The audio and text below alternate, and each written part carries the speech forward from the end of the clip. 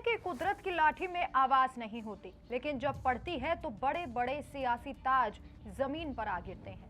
सालों तक पश्चिम बंगाल की सत्ता के मद में चूर रहने वाली ममता बनर्जी आज पाई पाई के लिए मोहताज हो गई हैं। जी हाँ, कभी पूरे राज्य को अपने इशारे पर चलाने वाली दीदी और उनकी पार्टी तृणमूल कांग्रेस के ऐसे दिन आ गए हैं कि अब उन्हें अपने दफ्तर के कर्मचारियों की सैलरी देने के लिए भी कोर्ट के सामने रहम की भीख मांगनी पड़ रही है।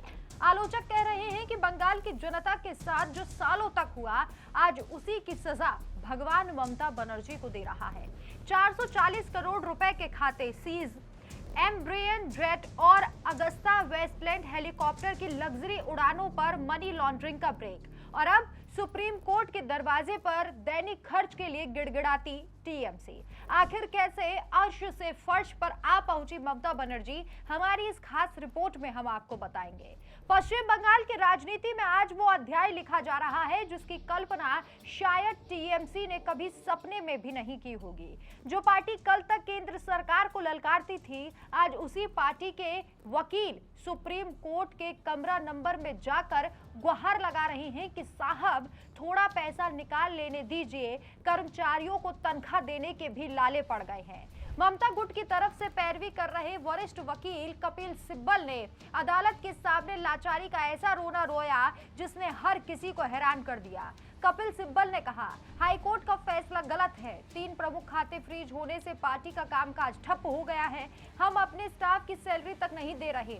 दैनिक खर्च चलाने के लिए अंतरिम राहत दी जाए। लेकिन ईडी यानी कि प्रवर्तन निदेशालय का रुख साफ और सख्त था। ईडी ने कोर्ट के सामने ममता सरकार और टीएमसी के उस काले साम्राज्य का कच्चा चिट्ठा खोल कर रख दिया जिसके दम पर कथित रूप से मनी लॉन्ड्रिंग का खेल खेला जा रहा था। ईडी के additional solicitor general SV Raju ने कोर्ट को बताया कि ये कोई मामूली खाता नहीं है। फ्रीज किए गए 3 खातों में 440 करोड़ 42 लाख रुपए का काला धन जमा है। जांच की परतें खुली तो ऐसा सच सामने आया जिसने पूरे देश को सन्न कर दिया। अप्रैल 2023 से जून 2026 के बीच टीएमसी के इन खातों से करीब 160 करोड़ रुपए केयरवेल एविएशन जैसी शेल कंपनियों में ट्रांसफर किए गए। और इस जनता के पैसे का इस्तेमाल किस लिए हुआ? 112 करोड़ रुपए फूंक दिए गए एम्ब्रियर लेगेसी 600 बिजनेस जेट और वीआईपी अगस्ता वेस्टलैंड हेलीकॉप्टर खरीदने में। यानी जनता बदहाल रही और नेता आलीशान उड़ानों का मजा लेते रहे। अब सुप्रीम कोर्ट ने ईडी से सवाल पूछा है कि क्या कलकत्ता हाई कोर्ट के स्पेशल ऑफिसर की निगरानी में पार्टी को बेहद सीमित रकम निकालने की इजाजत दी जा सकती है। ईडी इस पर 11 अगस्त को अपना जवाब दाखिल करेगी। लेकिन इतना तय है कि कोर्ट से झटका खाने के बाद सुप्रीम कोर्ट पहुंची टीएमसी को फिलहाल पाई पाई का हिसाब देना पड़ रहा है, और इसे कहते हैं वक्त का पहिया।